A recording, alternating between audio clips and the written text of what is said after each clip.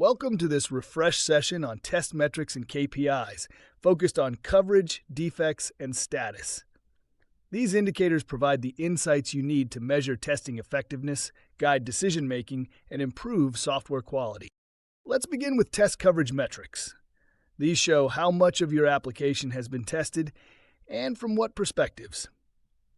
Requirements coverage tracks whether each requirement has at least one associated test case. It ensures that all business needs are validated. Code coverage measures the percentage of source code executed during testing. Tools like Jacoco or Cobertura help analyze this. Test case execution coverage shows the ratio of executed test cases to the total planned. This highlights how far along you are in the test cycle.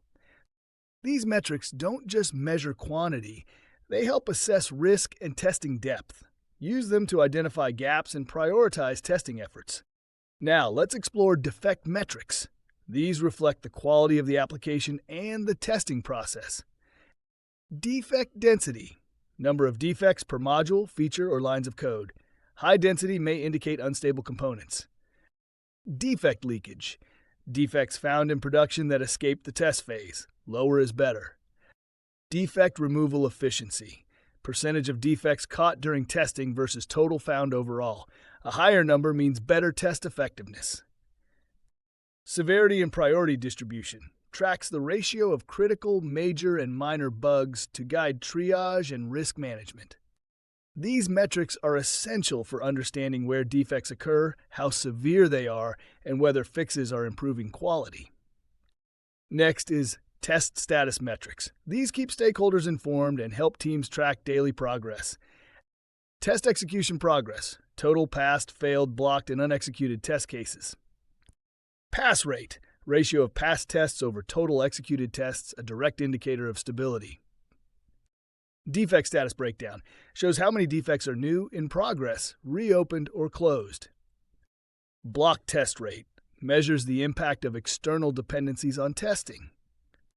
Visualize these metrics using dashboards or reports. Tools like Jira, Zephyr, or TestRail offer built-in analytics that can be customized for real-time monitoring. Best practices. Combine metrics to tell a complete story. For example, high execution progress with a low pass rate might signal poor quality. Track trends over time, not just one-time snapshots. Customize views for different stakeholders. Dev teams need granularity while execs want clarity. Review metrics at regular intervals like stand-ups, sprint reviews, and release planning. To wrap up, coverage metrics assess testing depth. Defect metrics highlight application health. Status metrics keep testing on track. In our next session, we'll look at how to make metrics actionable with dashboards and reporting strategies. Let's keep raising the bar.